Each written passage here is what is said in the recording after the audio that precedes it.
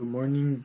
My name is Jonathan Cias, and this is my final exam presentation for Java. This is my program. My program is called Luxury and Sports Cars. So basically, I wanted to create a program that would output two luxury cars and two sports cars, and output their colors, their models, and their brand. And additionally, I wanted to create some frequently asked questions. Let's say like the customers ask when you're buying a car, like for like the luxury cars, most people ask like what's the price. The first thing they ask is what's the price of the vehicle, and for the sports cars, most people want to know how fast it goes. So those are the frequently asked questions at the bottom of my output. So in this program, I created an array of four vehicles, two luxury and two sport sports cars. Like I said, it outputs the user, the model, the brand, and the color based on the objects created on the main. So if I want a different color, a different brand, a different model, I could just change it in the object of main. It would also output frequently asked questions based on the car type. And again, the luxury is based on the price or the MSRP, and the sport is based on the speed. Those are the questions frequently asked. A class is defined by the user to use as a blueprint from which objects are created. It represents the set of properties or methods that are common to all objects of one type. A class declaration usually includes the following components: modifier, class name, superclass, if there's any, interfaces, if there's any, and the body.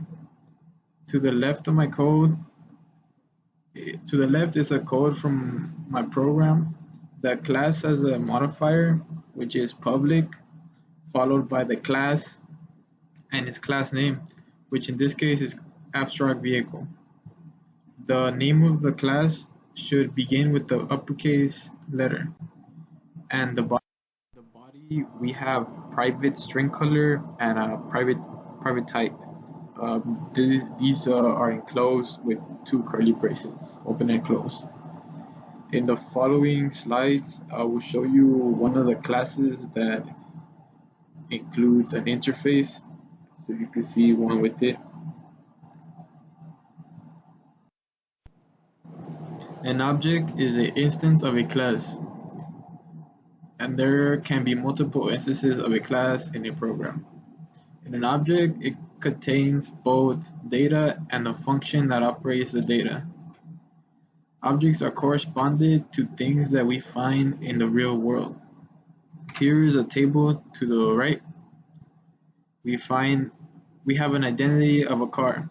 Since I'm using cars in my program, I chose this as an example, followed by its attributes and behaviors, which are color, model, price, speed, brake, and reverse.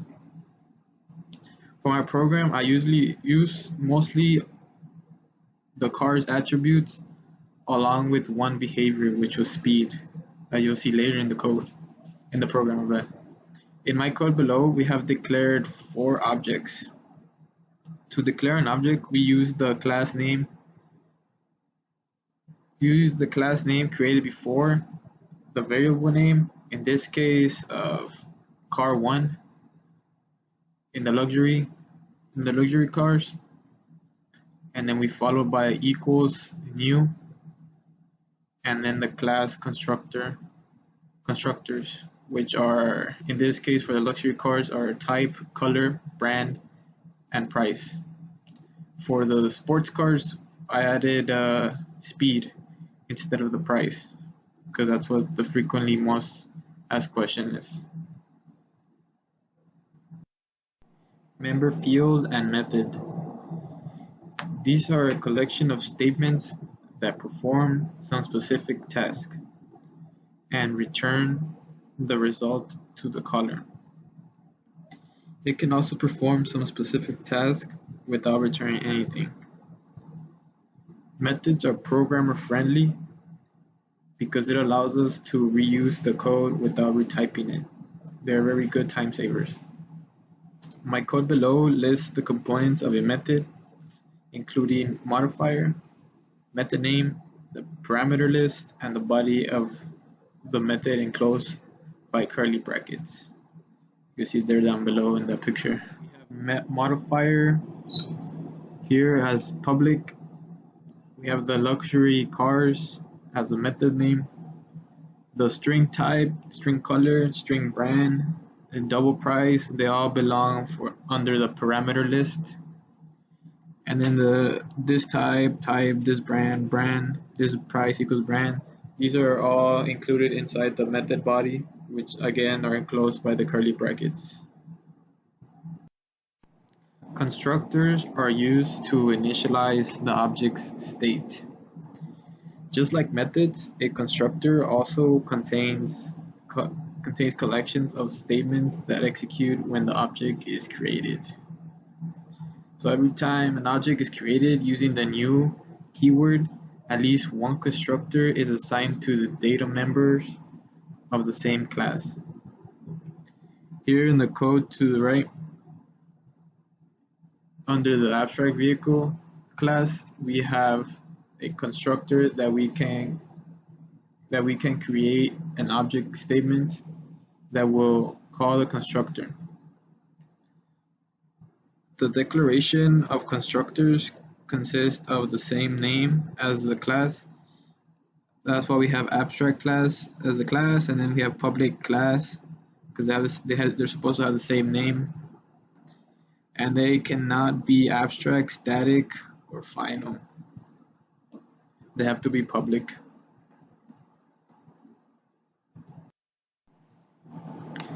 Inheritance is the mechanism in Java by which one class is allowed to inherit the features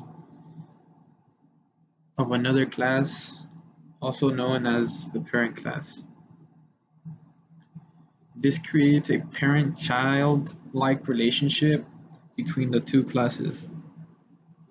Here in my code, we implement inheritance by using the keyword extends.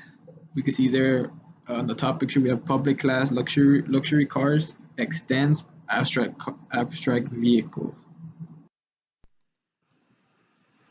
Another advantage for inheritance is data hiding.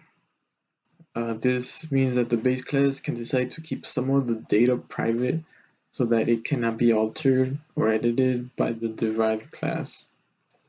However, it does have some of a few disadvantages. One of the main disadvantages in using inheritance is that the two classes get tightly grouped together, the base and the inherited class. This means that one cannot be used independent of each other. So also the maintenance during the maintenance adding like new features on both bases as well as the derived cases are required to be changed. So if a method signature is changed, then it will be affected in both cases, the inheritance and the composition. We gotta be careful. We want to edit something, we have to change both of these. Array.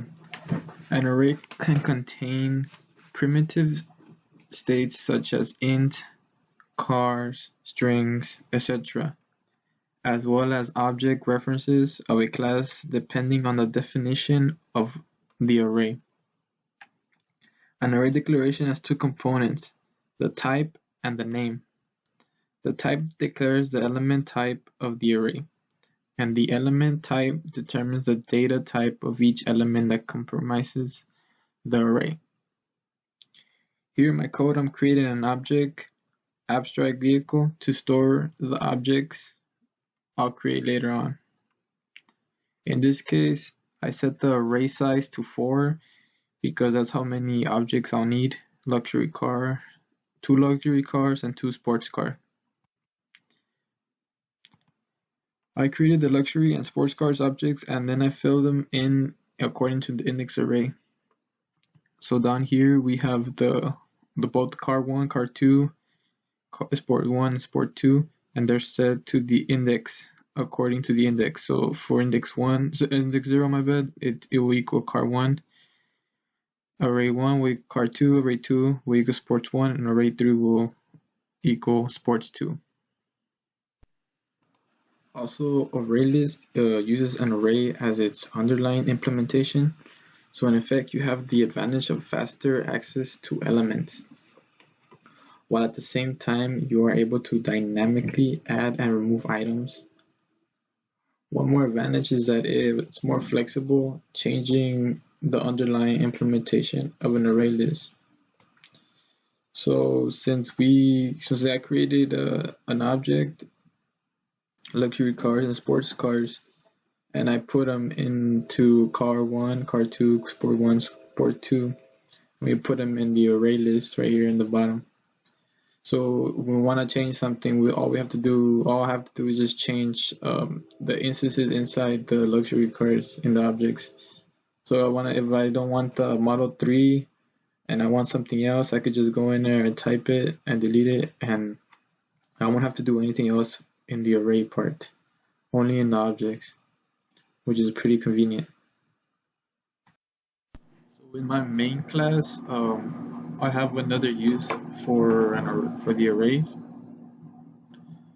So here, again, it's calling the method 3, which is just gonna spit out, it's gonna system out frequently asked questions, and this is where the frequently asked questions are gonna appear. So this is the function for it.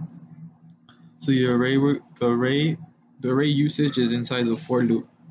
The int I equals 0, I is less than array dot length, and then I plus plus. So in this case, the array length starts at 0. So if array at 0 is an instance of sports car, but in this case, my array at 0 is not a sports car, it's a luxury car, it's gonna go to the if else if. So again, so array at 0 index, which is a luxury car, then it's true, because then we'll get the instance of the luxury car. So in the left, we have in the luxury car class, we have the method car price. The car price outputs the MSRP of the brand and the type, and the starting, and it tells you the starting price of that luxury car.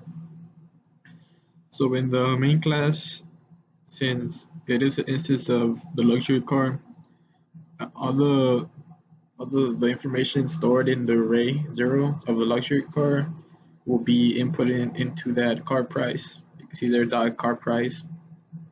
So when we output, it's gonna output, like for example, it's gonna output, since the first array 0 is, I think, the Model 3 Tesla, so it's gonna output the MSRP of the Model 3.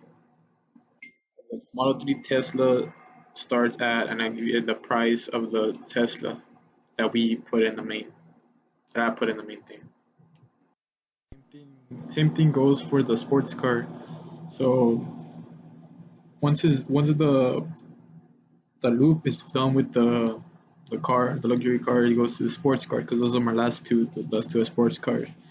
So they get the instance of sports cars, which is the bottom code to the left. And here it's getting the speed. So it's checking if the speed is less than or equal to 220. Then it would output this type goes this speed. So I think the Lamborghini goes 220 miles per hour. So it's equal to that. So then it'll output this Lamborghini Aventador will go 220 miles per hour. So anything less than that, it will output the bottom one, which is it's just the same thing, but it would change the speed. So I think the second one, I have a Mustang, so then it will be like this Mustang goes 60 miles per hour.